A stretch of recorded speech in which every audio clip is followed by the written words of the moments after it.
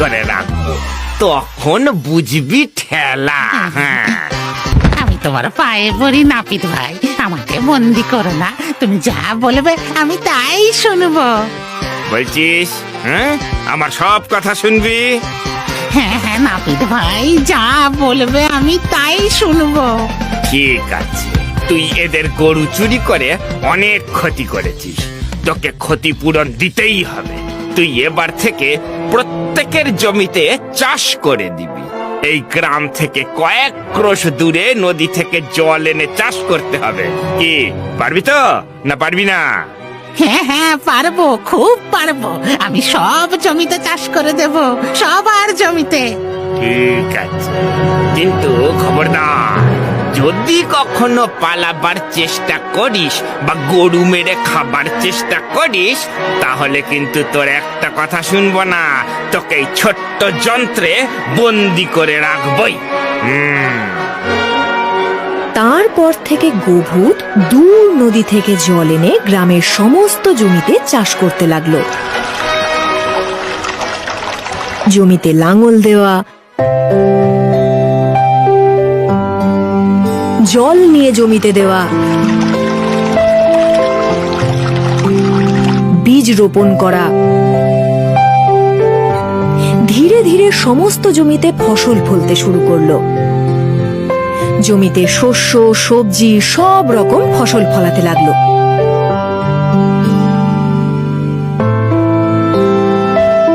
সেই ফসল পেয়ে গ্রামবাসীরা প্রচন্ড খুশি হলো। ফলে গ্রামবাসী ও গোভূতের মধ্যে একটা অব্যক্ত নিবিড় সম্পর্ক গড়ে উঠতে লাগলো।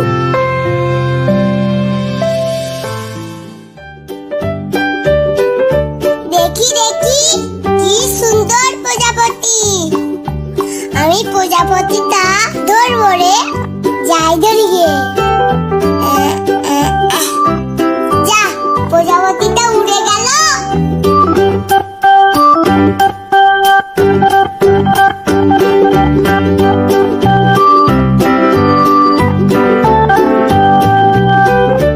ওই তো গোভূত। ও গোভূত, তুমি কাজ করছো? হ্যাঁ করছি তো, কিন্তু তুই এখানে একা একা, তুই আমাকে ভয় পাস না? আমি তো ভূত। না না, আমি তোমায় ভয় পাই না, তুমি তো আমাদের বন্ধু। তোমাকে তো আমরা সবাই ভালোবাসি। আমাকে ভালোবাসিস কেন? মা বলেছে তুমি তো এই গ্রামের ভগবান। তোর জন্য আজ আমরা পেট ভরে খেতে পাচ্ছি। তুমি তো গ্রামের সবাইকার উপকার করো। আমাদের ছেড়ে তুমি চলে যাবে না তো বন্ধু? আমি সামান্য একটা গোভূত হওয়া সত্ত্বেও গ্রামের মানুষের এত ভালোবাসা পাচ্ছি। আমি তোদের ছেড়ে, এই গ্রাম ছেড়ে কখনোই যাব না। আমি এবার বাড়ি যাই। হ্যাঁ হ্যাঁ হ্যাঁ।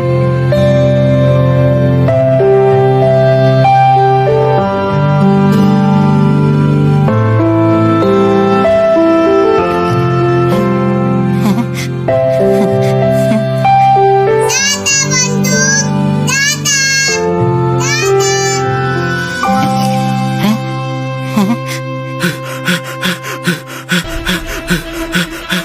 মোড়ল মশাই, মোড়ল মশাই, আমি জানতে পারলাম এক তান্ত্রিক তার তন্ত্র সাধনার জন্য গোভূতকে ধরতে আমাদের এই গ্রামের দিকেই আসছে।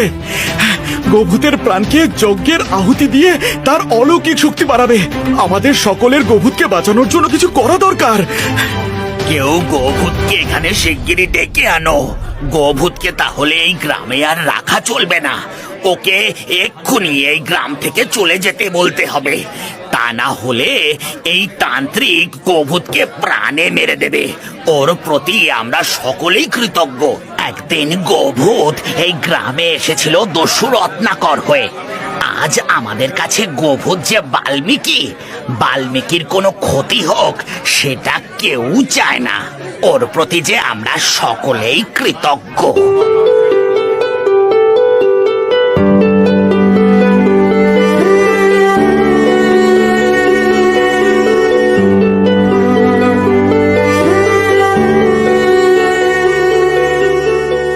আমাকে ডেকে পেয়েছেন মোড়ল মশাই?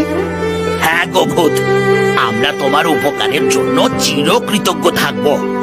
আমাদের গ্রামে তোমাকে খুবই দরকার, কিন্তু কোনো এক তান্ত্রিক তোমাকে ধরার জন্য আমাদের এই গ্রামের দিকে আসছে। সে তোমাকে ধরে মেরে ফেলবে তার তন্ত্র সাধনার সিদ্ধির জন্য। তাই তোমাকে এই গ্রাম ছেড়ে এক্ষুনি পালাতে হবে। আর বিন্দু মাত্র দেরি করা যাবে না, তুমি এক্ষুনি পালাও। কিন্তু আমি তো একজন ভূত হওয়া সত্ত্বেও মানুষের মায়ার বাঁধনে জড়িয়ে গেছি। আপনাদের সবাইকে ছেড়ে আমি যাব কি করে?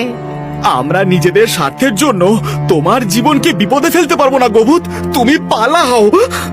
ওই তান্ত্রিকের অলৌকিক শক্তির কাছে আমরা বড় অসহায়। তান্ত্রিক চলে এলে আমরা আর তোমাকে বাঁচাতে পারবো না। জয় কাল ভৈরব, জয় কাল ভৈরব, জয় কাল ভৈরব। তান্ত্রিক গ্রামের মধ্যে চলে এসেছে, তুমি আর দাঁড়িয়ে থেকো না। চলে যাও, চলে যাও গোভূত, চলে যাও। চলে যাও, চলে যাও, তোমাকে আমরা কোনোদিন ভুলবো না, কোনোদিনও না। দাঁড়িয়ে থেকো না, দাঁড়িয়ে থেকো না, এখানে চলে যাও। আমরা তোমাকে কোনোদিনও ভুলতে পারবো না, কোনোদিনও ভুলতে পারবো না। চলে যাও এখান থেকে। গোভূত, তুমি পালাও। যাও গোভূত, যাও।